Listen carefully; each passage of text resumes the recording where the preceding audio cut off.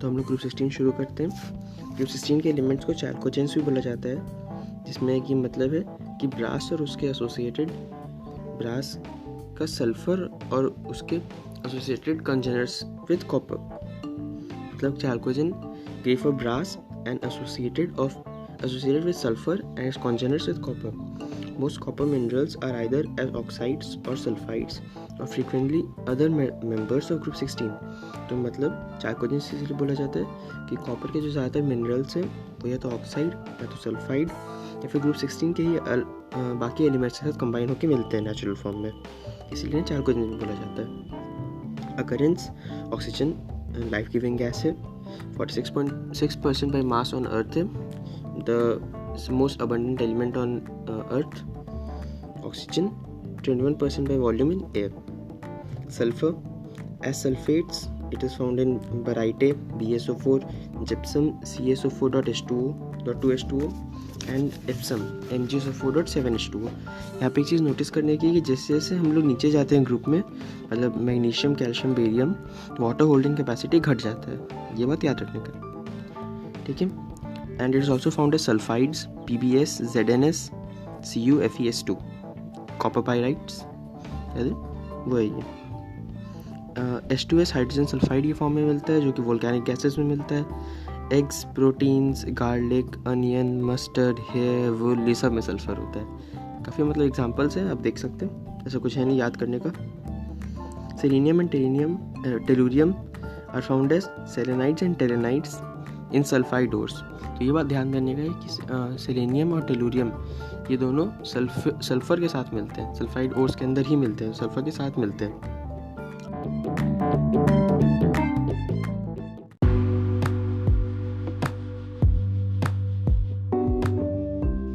Polonium DK product है thorium और uranium का, डीके प्रोडक्ट है थोरियम और यूरेनियम का, ठीक है। और लिवरमोरियम एक सिंथेटिक एलिमेंट है, उसके बारे में डिटेल ज़्यादा नहीं है। Size increases on the group, obviously shells बढ़ रहा है, साइज बढ़ेगा। The size of oxygen atom is exceptionally small. अब ये हम लोग को एनोमली हर जगह मिलेगा कि जो 2p और जो सेकेंड पीरियड का जो एलिमेंट है हर ग्रुप में, उसमें कुछ एक्सेप्शनल कैरेक्टरिस्टिक्स है, जैसे कि ग्रुप 15 में नाइट्रोजन में था, अभी ऑक्सीजन में हम लोग आगे पढ़ेंगे, ठीक है। तो उसमें कुछ एक्सेप्शनल कैरेक्टरिस्टिक्स रहता है ग्रुप 15 सेकेंड पीरियड में होने के कारण, सो स्मॉल साइज और इलेक्ट्रॉनिटी ज़्यादा होने के कारण, तो हम लोग पढ़ेंगे अभी। अब आते हैं अगले पेज पे। Ionization energy decreases around the group, क्योंकि मेटालिक कैरेक्टर बढ़ रहा है, इलेक्ट्रॉन लेने में आसानी होगा। लेकिन ग्रुप 16 का जो आई है वो ग्रुप 15 से कम होता है। क्यों होता है ऐसा, जबकि नहीं होना चाहिए था? अक्रॉस द पीरियड तो बढ़ता है नहीं। ग्रुप 15 हमने पढ़ा था, उसमें हाफ फिल कन्फिग्रेशन होता है, पी ऑर्बिटल जो है वो हाफ फिल्ड होता है, तो वो एक्स्ट्रा स्टेबल होता है, तो वो इलेक्ट्रॉन नहीं लेना चाहेगा, ठीक है, इलेक्ट्रॉन नहीं देना चाहेगा। तो इसीलिए आयनाइजेशन एनर्जी ग्रुप 16 का 15 से कम होता है। क्यों? क्योंकि ग्रुप 15 में हाफ फिल होता है, जो कि एक्स्ट्रा स्टेबल होता है। इलेक्ट्रॉन गेन एंथैल्पी ऑक्सीजन का लोएस्ट होता है, सो स्मॉल साइज के कारण बोल रहे ना एक्सेप्शनल बिहेवियर अभी शो करेगा बहुत जगह, तो ऑक्सीजन का लोएस्ट होता है, और बाकी डाउन द ग्रुप ये इलेक्ट्रॉन एफिनिटी घट जाता है, डिक्रीजेस डाउन द ग्रुप। क्यों? क्योंकि मेटालिक बढ़ जाता है, मतलब नेगेटिव लेस नेगेटिव से बन जाता है। अगर आप साइन चेंज करके देखेंगे तो एक तरह से बढ़ रहा है, लेकिन ऐसे घट रहा है, ठीक है, इतना मांगेगा ना। Electronegativity oxygen is the second most electronegative element, पहला फ्लोरीन है, उसके बाद ऑक्सीजन है, और डाउन द ग्रुप इलेक्ट्रोनेगेटिविटी घट जाता है, ठीक है, क्योंकि मेटालिक कैरेक्टर बढ़ रहा है, ऑब्वियस है।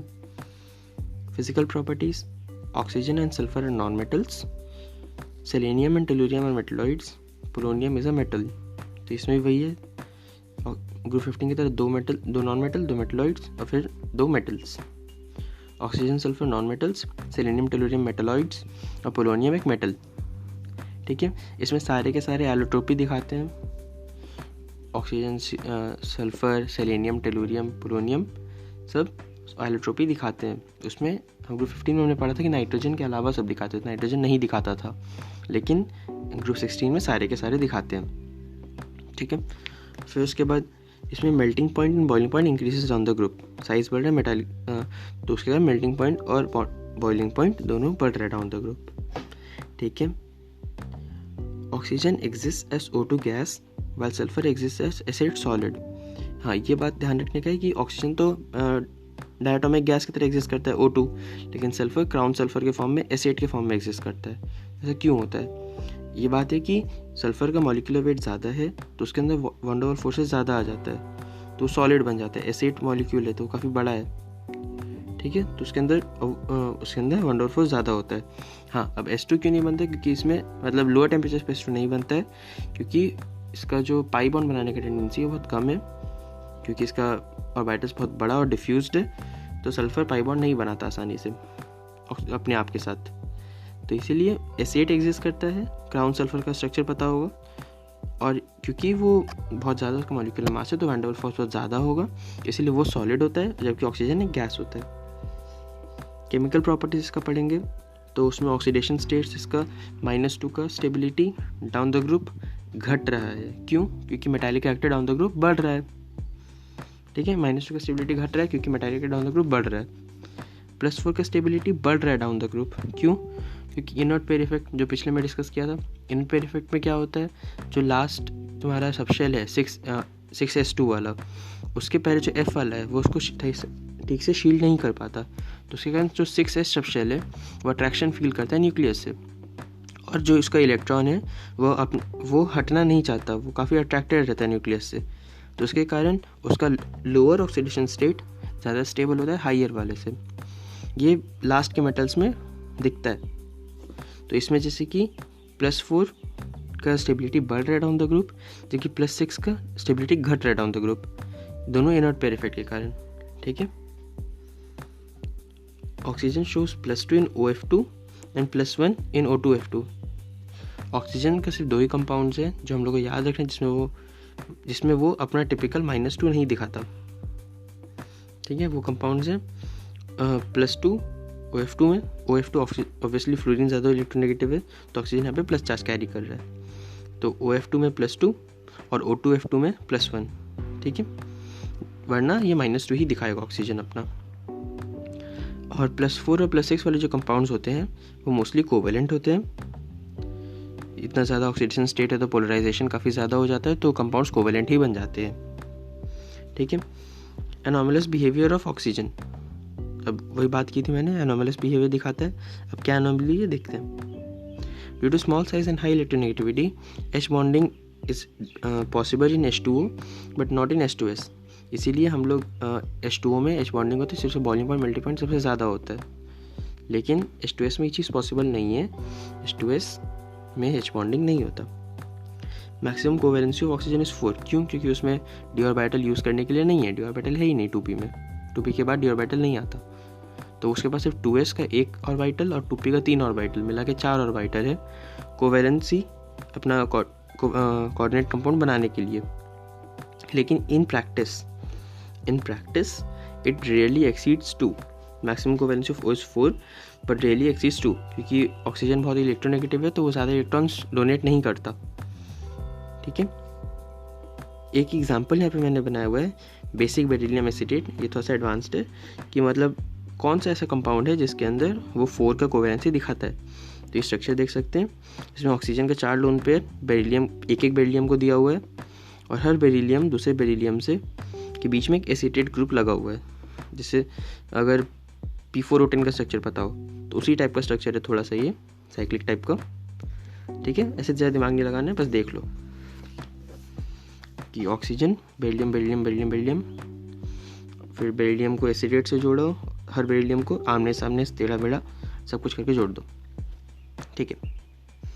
Reactivity with hydrogen, acidic character increases down the group, acidic character increases, ठीक है, मतलब कि H के साथ बॉन्ड जो है वो वीक हो जाता है जैसे जैसे डाउन द ग्रुप हम लोग बढ़ते हैं। H2E टाइप का कंपाउंड्स बनता है। Thermal stability decreases down the group. All hydrides except H2O have reducing properties. सारे हाइड्राइड्स H2O छोड़ के रिड्यूसिंग प्रॉपर्टी दिखाते हैं जो कि इंक्रीज करता है डाउन द ग्रुप, वो reducing property down the group increase करता है, ठीक है। बॉइलिंग पॉइंट और मेल्टिंग पॉइंट में दोनों में वाटर कोई एक्सेप्शन नहीं है, वाटर सबसे आगे आ जाता है ग्रुप में अपने। वाटर H2S H2SE और H2T के आगे आ जाता है। क्यों? क्योंकि उसमें H बॉन्डिंग होता है। ये इसमें एक्सेप्शन के अंदर एक्सेप्शन नहीं है, ये एक नॉर्मल एक्सेप्शन है, ठीक है। बॉन्ड एंगल का बात करें तो बॉन्ड एंगल वाटर का सबसे ज़्यादा होगा, bond angle decreases down the group. क्यों? क्योंकि electronegativity of central atom is decreasing down the group. Bond angle is directly proportional to electronegativity of central atom. तो ऑक्सीजन का सबसे ज़्यादा है, तो इसीलिए और देख लो। हाँ, ये बात ध्यान रखने का है कि H2S, H2SC और H2T में ड्रैगोज रूल अप्लाई होता है, जो कि पढ़ाओ तो ड्रैगो रूल में हाइब्रिडाइजेशन नहीं अप्लाई हो पाता, जो लोन पेयर है वो प्योर पी ऑर्बिटल में ही रह जाता है, तो उसके कारण वो हाइब्रिडाइज नहीं होता। तो इसके कारण इसका जो बॉन्ड एंगल्स है वो 90 डिग्री के बहुत क्लोज होता है, जबकि H2 में आपका टेट्राहेड्रल बॉन्ड एंगल फॉलो होता है। ठीक है। Delta formation of H2SE and H2T is positive. इसका ये डेल्टा फॉर्मेशन पॉजिटिव का ये मतलब है कि उसका एंट्रोपी फैक्टर फेवरेबल होना चाहिए, वरना रिएक्शन नहीं होगा। मतलब ये कंपाउंड्स बनना उतना फेवरेबल नहीं है, ये बहुत अनस्टेबल कंपाउंड्स है, इसीलिए इनके एसिडिक कैरेक्टर भी ज़्यादा है, क्योंकि जल्दी से टूट जाएगा और H दे देगा। ठीक है, एसिडिक कैरेक्टर ज़्यादा है, रेड्यूसिंग प्रॉपर्टी ज़्यादा है। क्यों? क्योंकि ये दोनों जल्दी से टूटेगा और जल्दी से हाइड्रोजन दे देगा। रिएक्टिविटी विद ऑक्सीजन, ऑक्सीजन के साथ दोनों जो एलिमेंट्स हैं वो दो टाइप के ऑक्साइड्स बनाते हैं, EO2 और EO3 टाइप। ठीक है। आपका ओजोन जो है O3 वो EO2 टाइप ऑक्साइड है, EO3 टाइप नहीं है वो। O3 जो है वो EO2 टाइप है। तो ओजोन सल्फर डाइऑक्साइड है gases and selenium dioxide is solid. General से बात है, नीचे तो सॉलिड जा रहा है, तो ओजोन और सल्फर डाइऑक्साइड गैस है और सेलेनियम डाइऑक्साइड सॉलिड है। रिड्यूसिंग नेचर का अगर बात करें तो SO2 greater than selenium oxide greater than tellurium oxide. ये हम लोग इनर्ट पेयर इफेक्ट से कर सकते हैं डिस्क्राइब, क्योंकि रिड्यूसिंग नेचर है, तो जो रिड्यूसिंग एजेंट की तरह काम करेगा वो खुद ऑक्सीडाइज होगा। ये सारे कंपाउंड्स अभी +4 में है, ऑक्सीडाइज होकर +6 में जाएगा। तो जिसका +6 का स्टेबिलिटी ज़्यादा होगा उसका रिड्यूसिंग नेचर ज़्यादा होगा, जिसका +6 का स्टेबिलिटी कम होगा उसका रिड्यूसिंग नेचर कम होगा। तो इसीलिए सल्फर का सबसे ज़्यादा है, फिर सेलेनियम, फिर टेलुरियम, क्योंकि इनर्ट पेयर इफेक्ट के कारण टेलुरियम +6 नहीं दिखाता, वो +4 तक ही दिखाता है। ठीक है। ऑक्सीडाइजिंग नेचर, रिड्यूसिंग नेचर का जस्ट उल्टा बोल सकते हैं। इसको एक्सप्लेन करने का तरीका है, उल्टा है ये तो नहीं बोलेंगे, एक्सप्लेन करने का तरीका भी है। बॉन्ड एसोसिएशन एनर्जी से हम लोग देखते हैं कि SO2 का बॉन्ड सबसे अच्छा है, फिर SiO2 का, फिर टेलुरियम का। ठीक है। तो ऐसे करके हम लोग देख सकते हैं इसमें। तो रिड्यूसिंग नेचर याद करना आसान है, इनर्ट पेयर इफेक्ट और फिर उसको जस्ट उल्टा कर दो। Both EO2 and EO3 are acidic in nature. इसके सारे ऑक्साइड्स एसिडिक होते हैं, non metal oxides are acidic. ठीक है। Reactivity of halides, stability of halide compounds में fluorine greater than chlorine greater than bromine greater than iodine. मतलब जो fluorides होते हैं इन एलिमेंट्स के वो सबसे ज़्यादा स्टेबल, फ्लोराइड सबसे ज़्यादा स्टेबल। ठीक है। और फिर क्लोराइड, ब्रोमाइड, आयोडाइड। फ्लोराइड सबसे ज़्यादा स्टेबल होता है। सिर्फ एक ही हेक्सा फ्लोराइड ही एग्जिस्ट करता है। मतलब आप SCl6 नहीं खोज सकते, आप SBr6 या Si6 नहीं खोज पाएंगे, वो एग्जिस्ट नहीं करता। लेकिन SF6 एग्जिस्ट करता है। तो सिर्फ हेक्सा फ्लोराइड, मतलब सिर्फ अगर 6 वाला कोई बन रहा है तो उसमें सिर्फ फ्लोरीन ही होगा और कुछ नहीं हो सकता। ठीक है। ऑल हेक्सा फ्लोराइड्स है गैशियस, जितने भी हेक्सा फ्लोराइड्स है सब गैशियस होंगे और सिर्फ हेक्सा फ्लोराइड ही एग्जिस्ट करेगा। हेक्सा क्लोराइड, हेक्सा ब्रोमाइड या फिर हेक्सा आयोडाइड एग्जिस्ट नहीं करेगा। ठीक है। SF6 is exceptionally stable towards hydrolysis due to steric reasons. SF6 में क्या होता है कि जो मॉलिक्यूल है उसमें फ्लोरीन रहता है, 6 फ्लोरीन रहता है सल्फर पे, तो उसके कारण लोन पेयर के कारण उस पर एक टाइप का शील्ड बन जाता है सल्फर के ऊपर। जब उसमें हम लोग वाटर भेजते हैं हाइड्रोलिसिस के लिए तो लोन पेयर से रिपेल होके वो वाटर अटैक नहीं कर पाता, तो उसके कारण मतलब एक अलग टाइप का एनोमली आ जाता है। SF6 एक्सेप्शनली स्टेबल बन जाता है हाइड्रोलिसिस की तरफ due to steric reasons. SF4 is a gas, SeF4 is a liquid and TeF4 is a solid. तो SF4 एक गैस है, SF4 गैस है, नीचे बढ़ेंगे सॉलिड मतलब स्टेट देखो नीचे की तरफ प्रोग्रेस कर रहा है। SF4 gas, SeF4 liquid and TeF4 solid. ठीक है। All elements except selenium from dichloride and dibromides. Selenium के अलावा सारे, हाँ NCERT में यहाँ पे सेलेनियम की जगह शायद ऑक्सीजन दिया हुआ है, उसमें करेक्शन होगा, मैंने देखा है ये कि ये सेलेनियम है यहाँ पे, क्योंकि ऑक्सीजन को एग्जिस्ट करता है, मेरे ख्याल से ऑक्सीजन ही दिया हुआ है NCERT में। All elements except selenium form dichlorides and dibromides. ठीक है।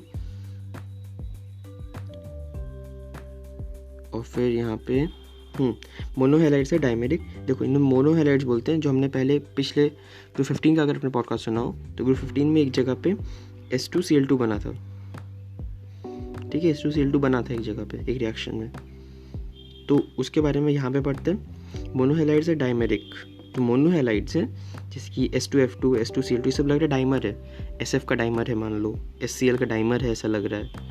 मोनोहेलाइड्स नाम तो है लेकिन क्या दो है, H2F2 H2Cl2, ठीक है।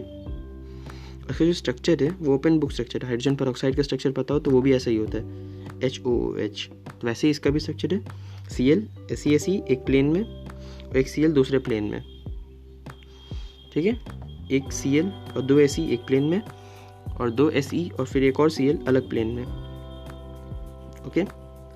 जो डाइमर है मोनोक्लोराइड का वो डिस्टॉर्ब कर जाता है +4 और 0 में, तो ये +1 वाला स्टेट था, +1 से +4 और 0 में डिस्टॉर्ब कर गया।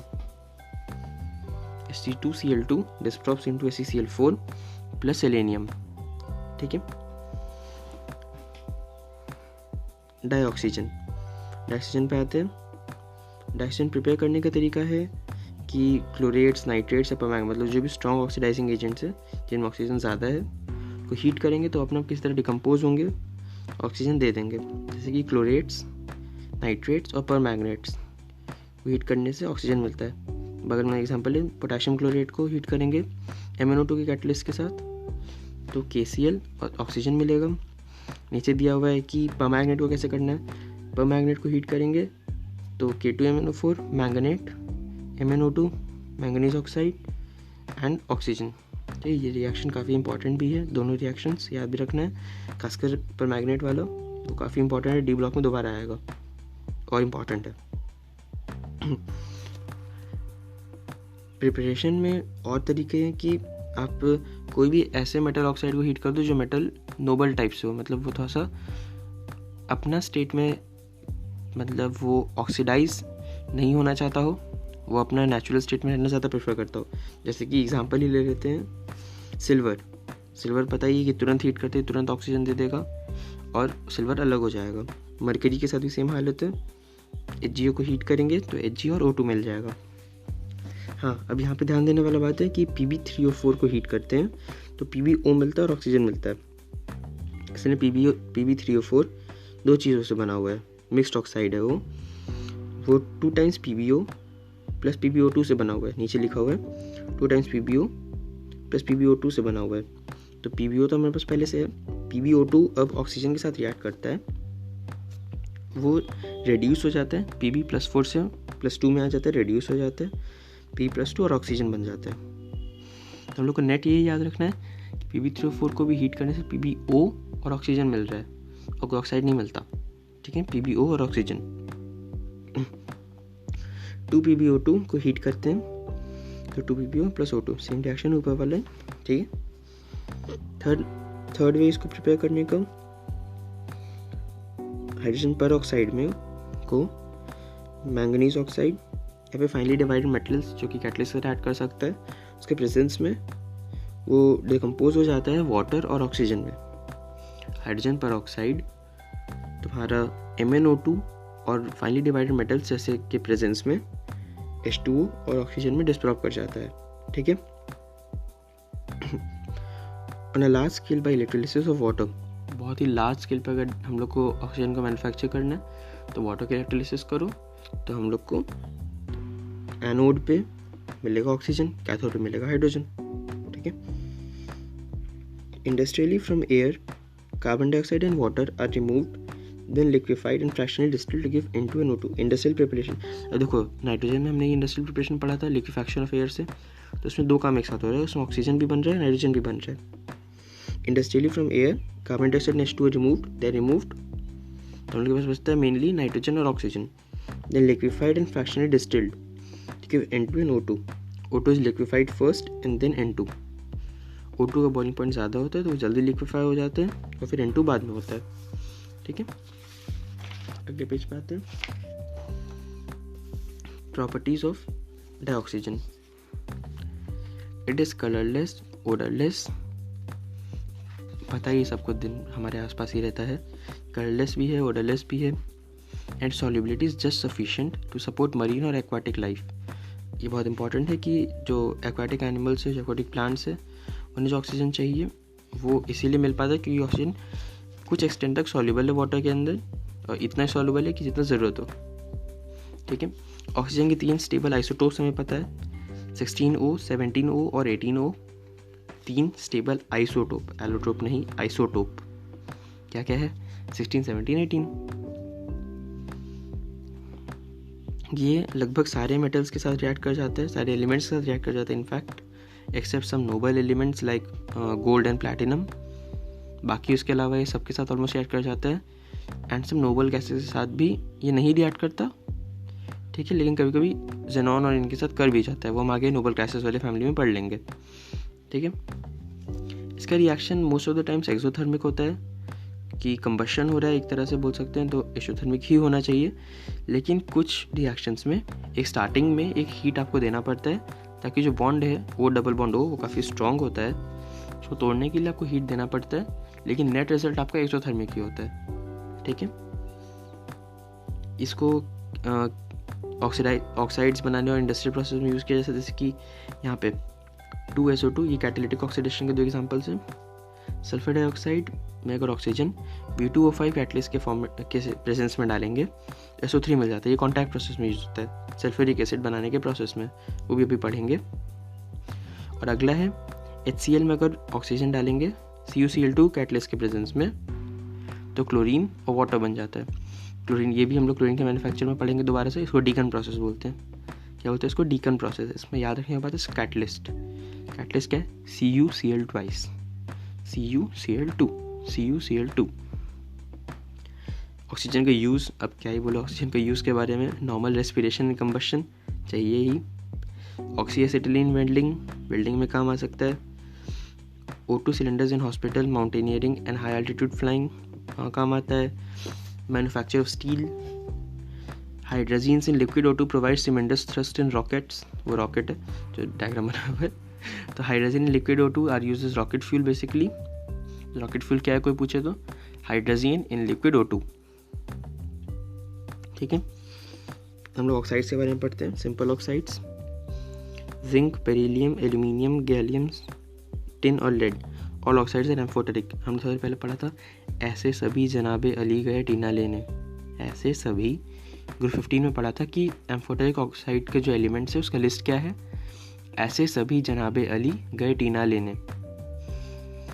Arsenic, antimony, zinc, beryllium, aluminium, gallium, tin और लेड, इनके जितने भी ऑक्साइड्स हैं वो सब एम्फोटेरिक होंगे। इसमें कोई चेक करने पाती है, बहुत आसान तरीका याद रखने का। ठीक है, ऐसे सभी जनाबे अली गए टीना लेने। सिंपल ऑक्साइड्स में अब यहाँ पे एम्फोटेरिक ऑक्साइड का बिहेवियर का अगर दिखाए तो Al2O3 जैसे एक एम्फोटेरिक ऑक्साइड है, तो वो एसिड और एल्कली दोनों के साथ ही रिएक्ट कर जाते हैं और दोनों के साथ अलग अलग प्रोडक्ट्स बनाते हैं। देखते हैं कैसे। जब वो HCl के साथ रिएक्ट करता है तो AlH2O6 3+ + 6Cl-। अब यहाँ पे H2O6 मतलब H2O कॉम्प्लेक्स के अंदर है। अगला एग्जाम्पल पहले देखते हैं। Al2O3 NaOH के साथ रिएक्ट करके Na3AlOH6 3 Na मतलब एक कॉम्प्लेक्स मानते हैं इस बार, AlOH6 3- और ऊपर क्या बन रहा है? AlH2O6 3+। तो नीचे OH ऊपर H2O। ऐसा क्यों हुआ? देखो, जब एसिड डालेंगे तो वाटर आयनाइज नहीं करता, क्योंकि एसिड ऑब्वियसली बहुत ज़्यादा H+ दे देता है, तो वाटर आयनाइज नहीं करता, तो इसीलिए वाटर कॉम्प्लेक्स के फॉर्म में ही जुड़ जाता है। याद करने का भी तरीका मान लो। और फिर दूसरे वाले केस में वाटर आयनाइज करता है। वाटर आयनाइज जब करेगा तो H+ OH- में करेगा तो OH- के साथ जुड़ जाएगा। ठीक है, 4 न्यूट्रल ऑक्साइड से जो हमें याद रखना है, बताया था, 9 को नाश हुआ। NO, CO, N2O, H2O। क्या क्या है neutral oxides? NO, CO, N2O, H2O। ठीक है, अब ओजोन के बारे में पढ़ते हैं। ओजोन, इसका स्ट्रक्चर छोटा भी दिया हुआ है साइड में। इसका बॉन्ड ऑर्डर 1.5 होता है, डायमैग्नेटिक गैस है, बॉन्ड एंगल 17 डिग्री है। ठीक है, it is too reactive to remain at sea level. ये गैस ओजोन के बारे में काफ़ी अच्छी कहानी है असल में। ओजोन को बोल सकते हैं ओजान। तो इसका इतनी रिएक्टिव है कि सी लेवल पर रह नहीं पाती, जाना पड़ता है इसे ऊपर। सी लेवल मतलब एटीट्यूड बहुत ज़्यादा है इसके अंदर। 20 किलोमीटर के एल्टीट्यूड पे मिलती है, 20 किलोमीटर के एल्टीट्यूड पे। धूप से ऑक्सीजन से ही बनता है मतलब ओजोन ऑक्सीजन से ही बनता है सनलाइट के प्रेजेंस में, ठीक है। It protects from UV radiations. ये बहुत ही इंपॉर्टेंट लेयर है जो कि अर्थ पे आने वाले सन के रेडिएशन में से यूवी रेडिएशन को फिल्टर आउट कर देता है, ठीक है। अब ओजोन बनाने का प्रिपरेशन का तरीका क्या है? ऑक्सीजन को जब चुपके से इलेक्ट्रिक डिस्चार्ज करते हैं तो ओजोन बनता है। असल में इसमें और कोई तरीका नहीं यूज़ कर सकते हम लोग, फ्लेम का नहीं यूज़ कर सकते कि दोनों काफ़ी कंप्रेसिबल गैसेस हैं। तो इसलिए साइलेंट इलेक्ट्रिक डिस्चार्ज, चुपके से ऑक्सीजन ओजोन में कन्वर्ट हो जाती है। Slow dry steam of oxygen is passed and silent electric discharge is done. Ozonised oxygen जो प्रोडक्ट बनता है उसमें भी 10% ही ओजोन होता है, बाकी ऑक्सीजन ही होता है। तो वो अपनी बहन के ओजान की बहन है ऑक्सीजन, तो ओजोन अपनी बहन के नाम ऑक्सीजन से ही जानी जाती है, ओजोनाइज्ड ऑक्सीजन। इसका डेल्टा एच भी पॉजिटिव है, डेल्टा एस नेगेटिव है, जिसके कारण ये रिएक्शन काफ़ी अनफीजिबल है। ये रिएक्शन फॉरवर्ड डायरेक्शन में 3O2 से 2O3 बनाना काफ़ी ज़्यादा अनफीजिबल है। हम लोग इसके साथ ओजोनाइजर यूज़ कर सकते हैं, जिसमें कि can be condensed in liquid O2 to obtain purer O3। आसपास हम लोग लिक्विड O2 का लेयर लगा सकते हैं कूलिंग के लिए, जिससे कि हम लोग को प्योरर ओजोन मिले, ठीक है। हम लोग साइलेंट इलेक्ट्रिक डिस्चार्ज भी यूज़ करते हैं, हम लोग फ्लेम्स क्यों नहीं यूज़ किए? तो कंबस्टेबल है, ऊपर से ओजोन को हम लोग डिकम्पोज नहीं करवाना चाहते, बेचारा अभी बना है, वो डिकम्पोज करके फिर ऑक्सीजन देगा तो हमारा पर्पस ख़त्म हो जाएगा, ठीक है। Properties of ozone is a pale blue gas, dark blue liquid and violet black solid. Colour sequence याद रखना होगा। Pale blue gas, dark blue liquid, violet black solid. Pale blue gas, dark blue liquid, violet black solid, ठीक है। It is harmless in small concentrations. Harmless होता है ऐसे तो मतलब कि कम कॉन्सेंट्रेशन में नुकसान नहीं पहुंचाती है। 100 ppm में ज़्यादा तो सर दर्द दे देती है, nausea, and high concentration can be explosive. इसका ज़्यादा हो गया तो एक्सप्लोसिव भी हो सकती है। 2O3 gives 3O2 is very feasible. देखो यहाँ पे ध्यान से 2O3 gives 3O2 मतलब ओजोन का डिकम्पोजिशन काफ़ी फिजिबल रिएक्शन है। क्यों? क्योंकि उसमें डेल्टा एस पॉजिटिव है और डेल्टा एस नेगेटिव है। तो जिसका जो डेल्टा जी है गिव्स एनर्जी चेंज, वो बहुत ज़्यादा नेगेटिव हो जाता है, वो बहुत ज़्यादा फिजिबल रिएक्शन है। तो इसीलिए ओजोन काफ़ी एक्सप्लोसिव होता है, वो पड़े ऑक्सीजन में डिकम्पोज कर जाएगा, तुरंत आग पकड़ लेगा। It is a powerful oxidizing agent because it releases nascent oxygen. जब ये डिकम्पोज करता है ऑक्सीजन में तो ये नेसेंट ऑक्सीजन रिलीज करता है, उसके कारण ये काफ़ी पावरफुल ऑक्सीडाइजिंग एजेंट भी है। एग्जाम्पल इसका ऑक्सीडाइजिंग नेचर का यहाँ पे दिया हुआ है, PbS + O3 लेड सल्फाइड में अगर ओजोन डालेंगे सल्फेट में बदल देगा उसको। आयोडीन में अगर ओजोन डालेंगे तो आयोडीन मतलब आयोडाइड में अगर ओजोन डालेंगे तो आयोडीन सॉलिड में बदल देगा। एस्टिमेशन ऑफ ओजोन कैसे करते हैं? ओजोन को हम लोग एक्सेस KI से रिएक्ट करवाते हैं बोरेट बफर के अंदर। बोरेट बफर क्या होता है? बोराक्स को जब पानी में डालते हैं तो फिर जो बफर बनता है वो ये है 2NaBOH4 + 2H3BO3। इसका pH 9.2, इसका pH याद रखने वाला है। pH इसका कितना होता है? बोराक्स बफर का 9.2, बोराक्स बफर का pH 9.2, ठीक है। ओजोन एक्सेस KI के साथ रिएक्ट करता है बोरेट बफर में, जिसमें आयोडीन लिबरेट होता है and it is titrated against hypo. तो ये बहुत स्टैंडर्ड मेथड है कि आयोडीन इवॉल्व करवाओ, हाइपो के साथ टेस्ट करो, निकालो आयोडीन का अमाउंट, इक्विवेलेंट्स, इसका इक्विवेलेंट निकालो, ओजोन का इक्विवेलेंट निकाल दो। तो ये बहुत ही स्टैंडर्ड तरीका है। पहले बस याद रखना है कि KI के साथ बोरेट बफर के प्रेजेंस में इसको टाइट्रेट कराया जाता है, इसको रिएक्ट करवाया जाता है, ठीक है। एक और रिएक्शन दिया हुआ है कि NO जो कि सुपरसोनिक जेट्स के एग्जॉस्ट में से निकलता है, तो ये मतलब ओजोन डिप्लीशन का रिएक्शन है। एंड वो NO ओजोन के साथ रिएक्ट करके NO2 और ऑक्सीजन बना देता है। तो हमारा ओजोन लेयर इसी तरह से प्लेनिश हो जाता है, मतलब ख़त्म होने लग जाता है। सुपरसोनिक जेट्स के एग्जॉस्ट के कारण। The freons used in aerosols also deplete O3 layer. जो एरोसॉल्स के अंदर जो फ्रियॉन्स होते हैं, जो क्या बोले, हाँ, जो फ्रियॉन्स उन्हें बोलते हैं जो कार्बन के जो कंपाउंड्स जिनमें 2 फ्लोरीन या 2 क्लोरीन से ज़्यादा हो। ठीक है, ये हम लोग उसमें पढ़ेंगे डिटेल में, फ्लोरीन वाले पार्ट में इसको डिटेल में पढ़ेंगे। लेकिन अभी ये कि फ्रियॉन्स एरोसॉल में यूज़ होते हैं जो कि ओजोन लेयर को डिप्लीट करता है। ये भी ओजोन लेयर को डिप्लीट करता है। तो NO जो कि जेट से निकलता है वो करता है और फ्रियॉन्स करता है। ठीक है, ओजोन का यूजेस क्या क्या है? Ozone is used as germicide, disinfectant और sterilising water. Used as germicide for disinfection और for sterilising water. It is used in bleaching oils, ivory, flour और स्टार्च। ठीक है, इसको ब्लीचिंग में यूज़ करते हैं। मैन्युफैक्चर ऑफ KMnO4 में यूज़ होता है ये, क्योंकि ओजोन जो है वो KMnO4 से स्ट्रॉन्गर ऑक्सीडाइजिंग एजेंट है, तो वो KMnO4 के प्रिपरेशन में काम आ सकता है। बाकी अगर कुछ यूज़ करेंगे तो KMnO4 से वीक होगा, वो KMnO4 से मतलब बना ही नहीं पाया KMnO4 को बेसिकली। ठीक है, इसका रिएक्शन साइड में दिया हुआ है कि मैंगनीज +2 में अगर ओजोन डालेंगे तो मैंगनीज ऑक्सीडाइज करके MnO4- बना देगा। ठीक है, एक और रिएक्शन दिया हुआ है कि एक और चीज़ ये काम कर सकता है, वो है H2O8 थायोसल्फेट। मैंगनीज में जब थायोसल्फेट डालेंगे तो MnO4- और सल्फेट बन जाएगा। तो ये रिएक्शन भी याद रखने का है कि 2 तरीके से हम लोग MnO4- बना सकते हैं। बाकी D ब्लॉक में पढ़ेंगे। एक तो है कि Mn+2 में ओजोन डालो और दूसरा Mn+2 में थायोसल्फेट डालो। ठीक है,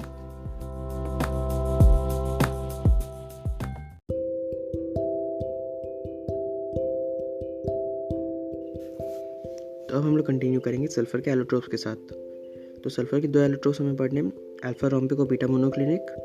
दोनों का ट्रांजिशन टेम्परेचर इसको बोलते हैं वो 369 केल्विन।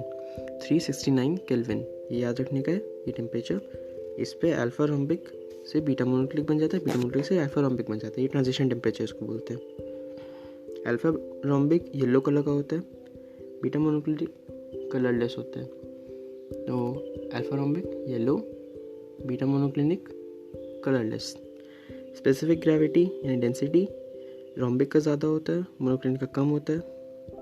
मेल्टिंग पॉइंट रोम्बिक का कम होता है, मोनोक्लिनिक का ज़्यादा होता है। ऐसे याद कर लो कि मेल्टिंग पॉइंट और स्पेसिफिक ग्रेविटी का उल्टा ऑर्डर है। पहला चीज़, दूसरी चीज़, बीटा मोनोक्लिनिक हायर टेम्परेचर पर बन रहा है, उसका मेल्टिंग पॉइंट भी ज़्यादा होगा।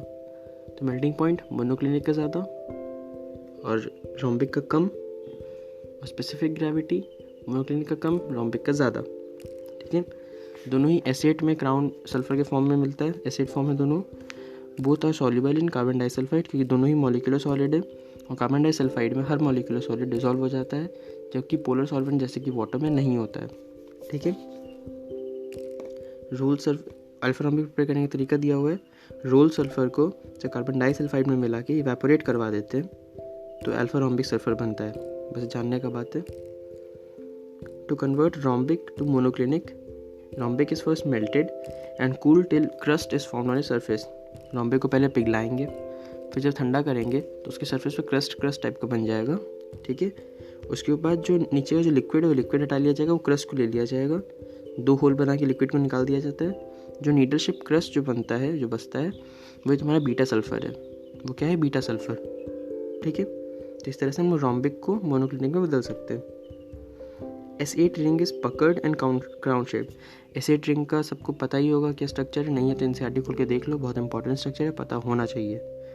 S8 ring is puckered and crown shaped. In cyclo S6 भी एग्जिस्ट करता है, इसका भी स्ट्रक्चर दिया हुआ है एनसीईआरटी में। S6 ring has chair form, तो S8 में पकर्ड फॉर्म है और क्राउन शेप्ड है, और S6 में वो चेयर फॉर्म ले लिया है। ठीक है, चेयर फॉर्म ले लिया है। तो चेयर फॉर्म लेने के कारण S8 से इसका बॉन्ड लेंथ बढ़ गया, बॉन्ड एंगल घट गया। ये बात याद रखने का है कि S6 में बॉन्ड एंगल घट जाता है, बॉन्ड लेंथ बढ़ जाता है। क्या घटता है? एंगल। क्या बढ़ता है? लेंथ। S8 से जब S6 पे आते हैं तो एंगल घट जाता है, लेंथ बढ़ जाता है। ठीक है, at around 1000 kelvin S2 is the dominant species, मतलब सल्फर भी S2 के फॉर्म में आ जाता है, एसिड के फॉर्म में एग्जिस्ट नहीं करता। बिल्कुल ऑक्सीजन की तरह वो भी पैरामैग्नेटिक गैस होता है। क्या होता है? वो भी पैरामैग्नेटिक गैस। तो सल्फर का 3 फॉर्म लोग यहाँ पे पढ़े, S8 रिंग जो कि पकड़ एंड क्राउन शेप्ड होता है। S6 साइक्लिक फॉर्म होता है, उसमें चेयर फॉर्म वो अटेन कर लेता है, और S8 से S6 के अंदर आने में बॉन्ड एंगल घट जाता है, बॉन्ड लेंथ बढ़ जाता है। And around 1000 kelvin S2 is a dominant species and it is paramagnetic in nature. हाँ, अब S8 का अगर एक प्रॉपर्टी है कि maximum number of atoms in a plane 4। ठीक है, आप लोग देख सकते हैं किसी भी प्लेन के अंदर 4 एटम्स है मैक्सिमम। ठीक है, एक प्रॉपर्टी वो उसका। अगला नेक्स्ट पेज पे आते हैं सल्फर डाइऑक्साइड पे। सल्फर डाइऑक्साइड का प्रिपरेशन कैसे होता है? हम लोग जब सल्फर को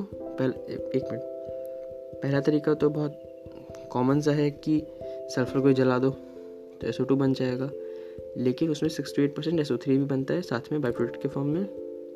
लेकिन एक तरीका है सल्फर को डायरेक्ट जला दो।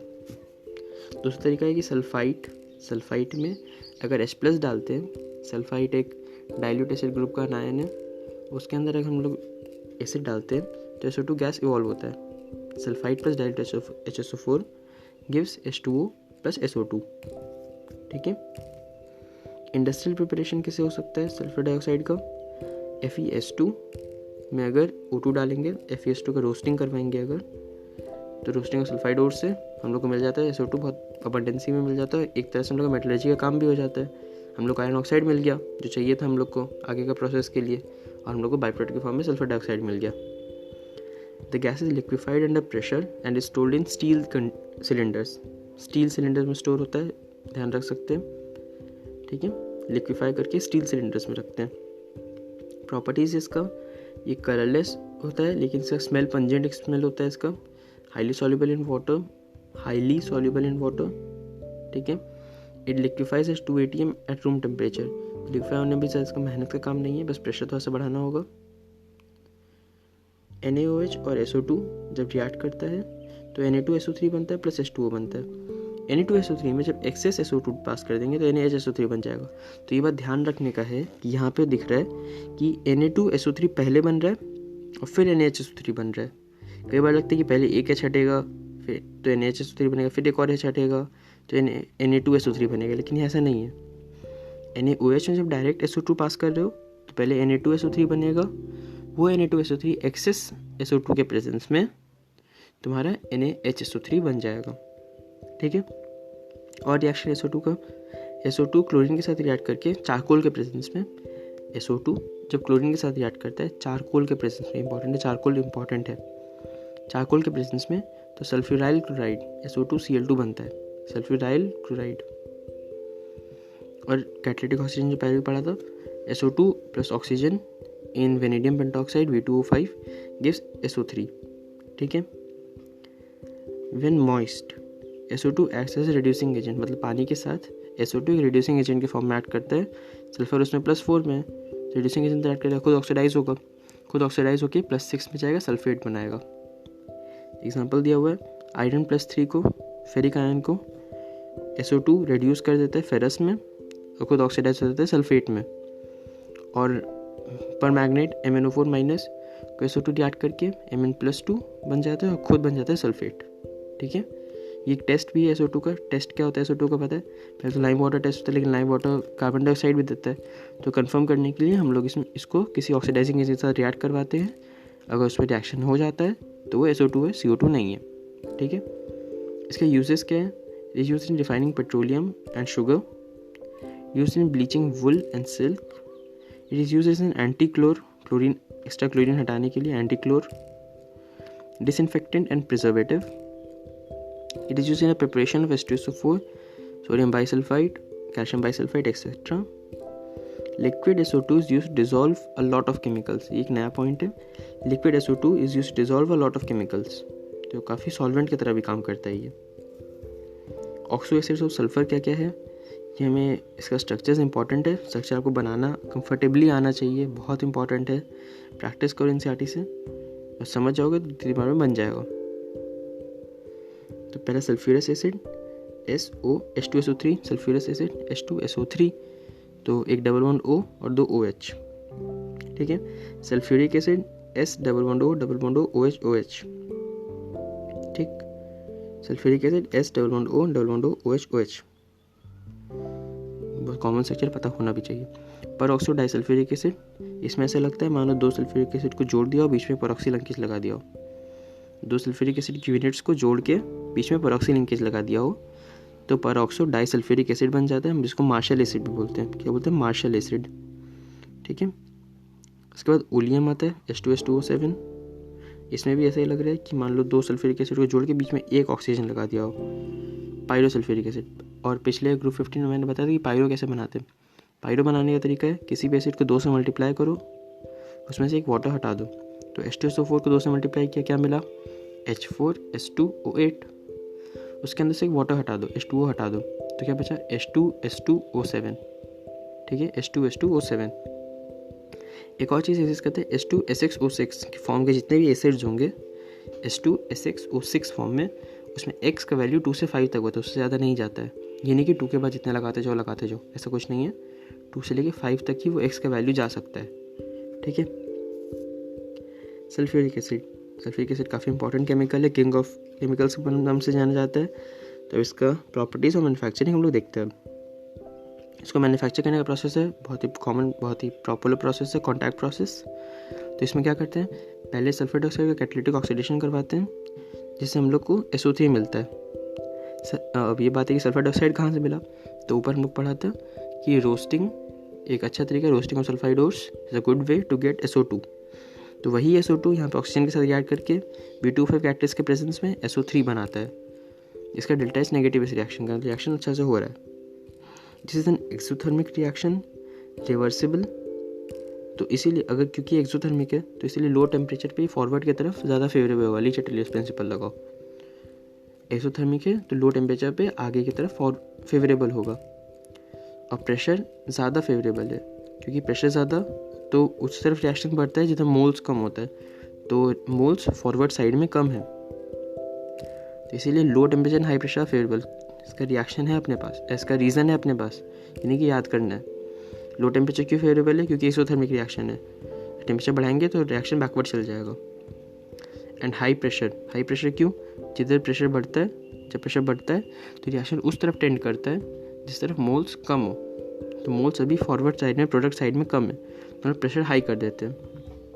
ठीक है, कंडीशंस, इसका रिक्वायर्ड कंडीशंस क्या है? 2 बार और 720 केल्विन पे ये ऑपरेट करता है पूरा मैकेनिज्म। दूसरा स्टेप जो है, पहला स्टेप तो हुआ कि SO3 बना लिया, उसे क्या करें, SO3 को हम लोग H2SO4 में अब्जॉर्ब करवाते हैं। ये बात अजीब सा है कि H2SO4 में ही करवा दे, लेकिन ये एक प्रोसेस है, अच्छा प्रोसेस है, क्योंकि अगर हम लोग डायरेक्टली इसको पानी में मिलाएंगे तो काफ़ी मिस्ट होगा, काफ़ी मिस्ट बनेगा, इसके कारण इक्विपमेंट ख़राब हो सकता है और हमें अच्छा यील्ड भी नहीं मिलेगा। तो पहले SO3 को H2SO4 में डाला जाता है, जिससे वो ओलियम बन जाता है। पायरोसल्फ्यूरिक एसिड क्या किया, SO3 को H2SO4 में डाला तो वो ओलियम बन गया। वो ओलियम को डिस्टिल कर सकते हैं, ओलियम में पानी डालेंगे, पायरो फॉर्म है, पायरो में पानी डालते हैं हमेशा एसिड मिलता है। तो पायरो एसिड में जो कि ओलियम था, ओलियम में पानी डाला तो सल्फ्यूरिक एसिड मिल गया। ये जो सल्फ्यूरिक एसिड है ये 96 to 98% प्योर तक जा सकता है। ठीक है, हम लोग ओलियम इसीलिए यूज़ करते हैं, 2 रीज़न से, एक तो मिस्ट ना हो, दूसरा रीज़न हम लोग अपना कॉन्सेंट्रेशन खुद से कंट्रोल कर सकते हैं। जितना ज़रूरत होगा उतना डाइल्यूट करेंगे, उतना वाटर डालेंगे। अगर हम लोग वैसा नहीं करते तो सल्फर डाइऑक्साइड का सॉल्युबिलिटी के हिसाब से अपना बन जाता, आपका कोई भी सल्फ्यूरिक एसिड बन सकता था। तो इसलिए पहले ओलियम बनाते हैं, उसके बाद ओलियम में पानी डालते हैं ताकि वो H2SO4 बने। ये 96 to 98% प्योर होता है। हाँ, एक एक्स्ट्रा पॉइंट है बस कि जो डायग्राम दिया हुआ है NCERT में कॉन्टैक्ट प्रोसेस का, उसमें लिखा हुआ है कि आर्सेनिक प्यूरीफायर के अंदर जेलाटिनस फेरिक ऑक्साइड होता है।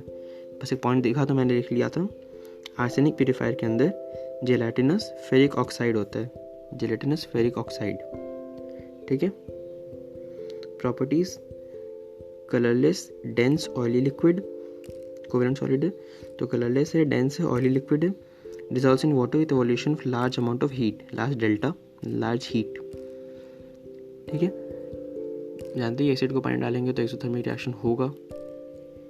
It has low volatility, strong acidic character, strong affinity for water, and can act as oxidizing agent। ये लाइन काफ़ी इंपॉर्टेंट है, काफ़ी सारी प्रॉपर्टीज आ गई है। लो वॉलेटिलिटी, जल्दी से इवेपोरेट नहीं होगा। Strong acidic character, strong affinity for water, मतलब डिहाइड्रेटिंग एजेंट की तरह काम करेगा। and can act as an oxidizing agent as well. ठीक है, Ka for H2SO4 is much greater than Ka2. Obviously कि पहला जो डिसोसिएशन वो काफ़ी ज़्यादा स्पॉन्टेनियस है, काफ़ी ज़्यादा उसको तोड़ने का कैरेक्टरिस्टिक है. इसीलिए H2SO4 जब डिसोसिएट करता है तो मेजरली हमें H+ और H2SO4- मिलता है, ना कि सल्फेट आयन. ठीक है, ज़्यादा कॉन्सेंट्रेशन H+ और H2SO4- आयन्स का होता है. It can be use to manufacture more volatile acids from their salts. क्योंकि सल्फ्यूरिक एसिड का वोलेटिलिटी कम है तो वो मोर वोलेटाइल एसिड, जैसे कि नाइट्रिक एसिड को प्रिपेयर करने में काम आ सकता है क्योंकि वो खुद वेपोराइज नहीं होगा और हम लोग नाइट्रिक एसिड को कलेक्ट कर पाएंगे आराम से. ठीक है, तो sulphuric acid can be use to prepare other more volatile acids. इसका एग्जाम्पल दिया हुआ है क्वेश्चन के through. MX in presence of conc H2SO4 gives HX जो कि एसिड होगा. तो X क्या क्या हो सकता है ऑप्शन से? फ्लोरीन, क्लोरीन, नाइट्रेट, ब्रोमाइड और आयोडाइड. तो इसका ऑप्शन से फ्लोरीन, क्लोरीन और नाइट्रेट, ये आंसर होगा ABC, फ्लोरीन, क्लोरीन, नाइट्रेट. मतलब कि हम लोग इसे HF, HCl और HNO3 बना सकते हैं कॉन्क H2SO4 के प्रेजेंस में, अक्सर सॉल्ट, मेटल सॉल्ट हम लोग यूज़ करें तो. अब बात हो कि ब्रोमाइड और आयोडाइड ऐसा क्या बिगाड़ा कि उसको नहीं यूज़ कर सकते. बात यह है कि ब्रोमाइड और आयोडाइड काफ़ी स्ट्रॉन्ग रेड्यूसिंग एजेंट है. ब्रोमाइड और आयोडाइड क्या है? काफ़ी स्ट्रॉन्ग रेड्यूसिंग एजेंट. तो जब हम लोग सल्फ्यूरिक एसिड डालेंगे उसके अंदर, तो भाई प्रॉपर्टी पढ़ा था कि it can act as an oxidizing agent as well. तो जब ऑक्सीडाइजिंग एजेंट इन रेड्यूसिंग एजेंट के साथ मिलेगा तो रेडॉक्स रिएक्शन हो जाएगा. एसिड बेस रिएक्शन तो हुआ ही नहीं, रेडॉक्स रिएक्शन हो गया. वो रेडॉक्स रिएक्शन के कारण ब्रोमीन और आयोडीन गैसियस फॉर्म में HBr और HI बनाने की जगह वो दोनों Br2 और I2 बना के निकल लिया. Br2 और I2 बन के निकल लिया, कैसे स्केप निकल गया. हम लोग का जो प्रोडक्ट था एसिड वो नहीं मिला, कतई नहीं मिला. तो ब्रोमीन और आयोडीन याद रखने का बात है, H2SO4 के साथ नहीं देता HBr या HI, वो ब्रोमीन या आयोडीन देगा. हाँ, कॉन्क H3PO4 फॉस्फोरिक एसिड के साथ अगर ब्रोमीन और आयोडीन को रिएक्ट करवाएंगे तो हम लोग को डिसाइड प्रोडक्ट अपना मिल जाएगा. किसके साथ? Conc phosphoric acid. Conc sulphuric acid is strong dehydrating agent. पता ही काफ़ी जगह डिहाइड्रेशन के काम में आता है ये. ठीक है, गैसेस कैन बी ड्राइड, बिल्कुल, if they do not react with it. अब क्योंकि सल्फ्यूरिक एसिड है, एसिडिक है, ऑब्वियसली स्ट्रॉन्ग एसिड है, तो जो गैस हम लोग इससे डिहाइड्रेट करवा, जिस गैस को सुखा रहे हैं, वो गैस ऑब्वियसली बेसिक नहीं होना चाहिए, नहीं तो वो रिएक्ट ही कर जाएगा, तो डिफीटिंग द इंटायर पर्पस. तो इसीलिए वो गैस को बेसिक नहीं होना चाहिए, बाकी कुछ भी चलेगा, तो उसको हम लोग इसे डिहाइड्रेट करवा सकते हैं सल्फ्यूरिक एसिड की हेल्प से. चारिंग एक प्रोसेस है जिसमें ये शुगर दिया हुआ है. शुगर में जब सल्फ्यूरिक एसिड डालते हैं तो वो ब्लैक मास, मतलब कार्बन में उसका वाटर जो अलग कर देता है. पता ही था अभी कॉन्क सल्फ्यूरिक एसिड काफ़ी अच्छा डिहाइड्रेटिंग एजेंट है. तो वो H2O यूनिट को एज ए यूनिट H2O अलग कर देता है और कार्बन पीछे छूट जाता है. वो कार्बन जो ब्लैक बचता है, तो इसी प्रोसेस को चारिंग बोलते हैं. ठीक है, इसी कारण से जब भी H2SO4 किसी के स्किन पे भी गिर जाए तो वो इलाका काला पड़ जाता है, ब्लिस्टर हो जाता है, क्योंकि वहाँ से सारा मॉइस्चर खींच लेता है. H2SO4 सारा मॉइस्चर ले लेता है. Hot concentrated H2SO4 is a moderate oxidizing agent. Strong नहीं है, मॉडरेट है. ठीक है, ऑक्सीडाइजिंग स्ट्रेंथ का एक ऑर्डर दिया हुआ है साइड में. Conc HNO3 greater than conc H2SO4 greater than conc H3PO3. ठीक है, तो HNO3 सबसे ज़्यादा है, H2SO4 मॉडरेट है. लो तो कतई नहीं है, लेकिन हाईएस्ट भी नहीं है, इट्स मॉडरेट. कॉपर में जब H2SO4 डालेंगे कॉन्सेंट्रेटेड, तो CuSO4 plus SO2 plus H2O बनेगा, क्योंकि यहाँ पे H2SO4 का ऑक्सीडेशन भी हो रहा है, ऑक्सीडाइजिंग एजेंट की तरह भी ऐड कर रहा है वो, उसका रिडक्शन भी हो रहा है और एसिड बेस रिएक्शन भी हो रहा है. तो इसके कारण CuSO4 SO2 दोनों बनेगा कॉन्सेंट्रेटेड फॉर्म में. Carbon plus H2SO4 give CO2 plus SO2 plus H2. ठीक है, सल्फर प्लस H2SO4, ये एक रिएक्शन, अच्छा रिएक्शन है, ये पूछा जा सकता है. Sulphur plus H2SO4 gives SO2 plus H2O. ये कम प्रोपोर्शनेट रिएक्शन है, जैसे डिस्प्रॉप होता है. डिस्प्रॉप में क्या होता है, एक ऑक्सीडेशन स्टेट दो ऑक्सीडेशन स्टेट में टूटता है. एक बड़ा वाला ऑक्सीडेशन स्टेट, एक छोटा वाला ऑक्सीडेशन स्टेट. मान लो +2 है तुम्हारा, तो +2 टूटा किसमें, +4 और 0 में मान लो. ठीक है, कम प्रोपोर्शनेट क्या होता है कि दो हायर मतलब एक हायर ऑक्सीडेशन स्टेट एक लोअर ऑक्सीडेशन स्टेट मिला के एक प्रोडक्ट बना, मतलब डिस्ट्रो के जस्ट उल्टा। जैसे इसमें सल्फर 0 पे और H2SO4 में सल्फर +6 पे, तो 0 और +6 कंबाइन करके +4 वाला सल्फर डाइऑक्साइड बना रहा है। देखो क्या बोलते हैं, कम प्रोपोर्शनेट रिएक्शन। ठीक है, zinc plus dilute H2SO4 form ZnSO4 + H2 और zinc plus conc H2SO4 form ZnSO4 + SO2 + H2O। तो ये डिफरेंस कहाँ आया? देखो ये बात एकदम ध्यान से सुनना। जब हम लोग डाइल्यूट H2SO4 यूज़ करते हैं तो वो सिर्फ एक एसिड की तरह ऐड करते हैं, सिर्फ एसिड की तरह ऐड करते हैं और ZnSO4 और H2 बनता है जो नॉर्मल एसिडिक प्रॉपर्टी है। लेकिन जब कॉन्क H2SO4 का रिएक्शन होता है तो एसिड के साथ साथ एक ऑक्सीडाइजिंग एजेंट की तरह भी रिएक्ट करता है, एसिड के साथ साथ एक ऑक्सीडाइजिंग एजेंट की तरह रिएक्ट करता है। तो एसिड वाला प्रोडक्ट तो बना, ZnSO4 बना, लेकिन वो ऑक्सीडाइजिंग एजेंट रिएक्ट किया तो वो खुद रिड्यूस हो गया। रिड्यूस होकर क्या बनाया वो SO2 +6 से +4 में आके SO2 और वाटर। ठीक है, यूजेस, ये काफ़ी इंपॉर्टेंट किंग ऑफ केमिकल्स है। इसको यूज़ किया जाता है किसी भी नेशन की इंडस्ट्रियल स्ट्रेंथ को जज करने में कि वो कितना sulphuric acid produce and consume करता है, उससे किसी भी नेशन की इंडस्ट्रियल स्ट्रेंथ का पता चलता है। It is use in the manufacture of fertilizers like ammonium sulphate, superphosphate etcetera.